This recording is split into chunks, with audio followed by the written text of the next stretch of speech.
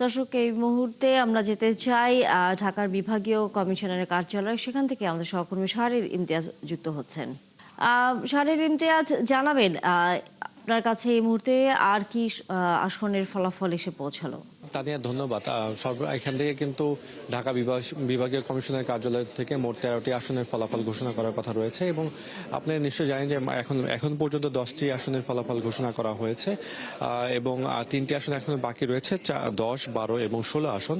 আমরা দেখতে পাচ্ছি যে বিভাগীয় কমিশনের দায়িত্বরত যে কর্মকর্তা রয়েছেন তারা নিশ্চয়ই আর বাকি 3টি আসনের ফলাফল এখন ঘোষণা করতে পারে। তো আমরা এবং আপনি নিশ্চয়ই জানেন যে এবং ঢাকার যে 10টি আসন ঘোষণা করা হয়েছে এর ভিতর আসলে জামাতের 3টি এবং হলো এনসিবির 1টি, অর্থাৎ 11 দলীয় জোট পেয়েছে 4টি এবং বিএনপি পেয়েছে আসলে 6টি আসনে এবং অন্যান্য সবগুলো আসনে আসলে 6টিতে বিএনপি পেয়েছে এবং 4টিতে 11 দলীয় জোট পেয়েছেন এবং আমরা আসলে সরাসরি তাদের কাছে চলে যেতে চাই এবং বাকি আসনগুলোতে আসলে ফলাফল জানার জন্য।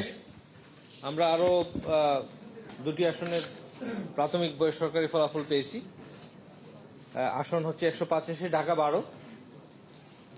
আবুল বাশার চৌধুরী গণ অধিকার পরিষদ ট্রাক প্রতীকে পেয়েছেন 115 ভোট।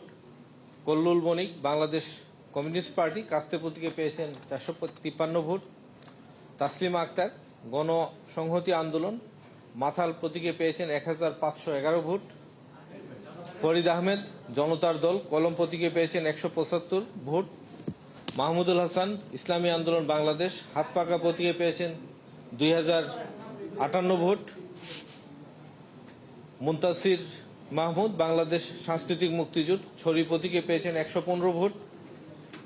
মুসাম্মদ সালমা আক্তার ইনসানিয়ত বিপ্লব বাংলাদেশ আপেল প্রতীকে পেয়েছেন 133 ভোট। মমিনুল আমিন জাতীয়তাবাদী গণতান্ত্রিক আন্দোলন এনডিএম সিংহ প্রতীকে পেয়েছেন 58 ভোট। মোহাম্মদ নাইম হাসান বাংলাদেশ জাতীয় পার্টি কাঁঠাল প্রতীকে পেয়েছেন 47 ভোট। মোহাম্মদ শাহজালাল বাংলাদেশ ইসলামী ফ্রন্ট মোমবাতি প্রতীকে পেয়েছেন 184 ভোট।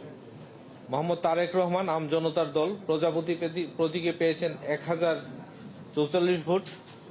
মোহাম্মদ সাইফুল আলম বাংলাদেশ জামায়াত ইসলামী দাঁড়িপাল্লা প্রতীকে পেয়েছেন 53,773 ভোট।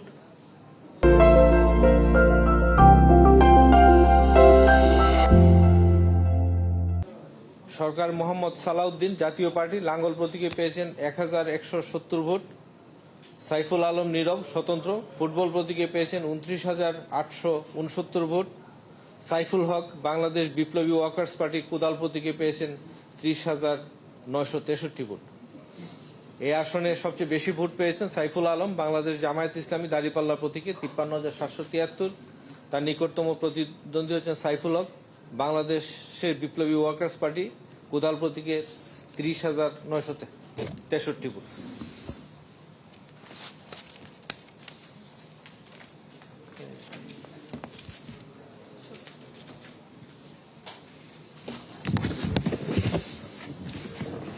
তারপরে আছে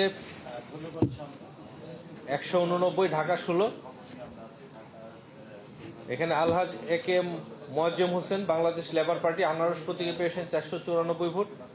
মোহাম্মদ তৌহিদুজ্জামান বাংলাদেশ খেলাফত আন্দোলন বটগাছ প্রতীকে পেয়েছেন 102 ভোট। মোহাম্মদ আব্দুল কাদের জিলানি বাংলাদেশ সাংস্কৃতিক মুক্তিযুদ্ধ ছড়ি প্রতীকে পেয়েছেন 142 ভোট। মোহাম্মদ আব্দুল বাতেন বাংলাদেশ জামায়াত ইসলামী দাঁড়িপাল্লা প্রতীকে পেয়েছেন 88,828 ভোট। মোহাম্মদ আমিনুল হক বাংলাদেশ জাতীয়তাবাদী দল ধানের শীষ প্রতীকে পেয়েছেন 85,467 ভোট।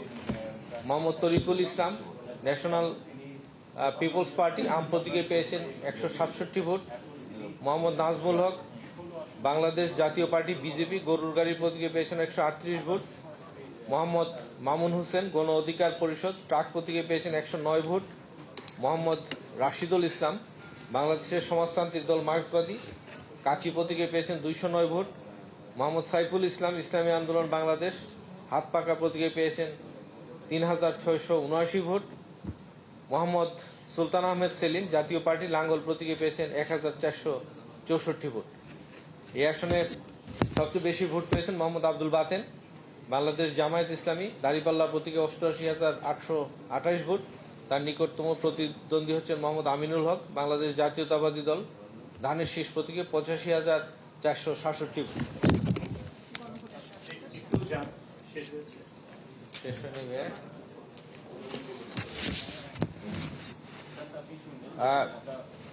গণভোটের একটি ফলাফল আছে 180 ঢাকা 7। গণভোটে হ্যাঁ ভোটের পক্ষে সমর্থন দিয়েছেন 1,64,700 জন এবং না ভোটের পক্ষে মতামত দিয়েছেন 54,675 জন।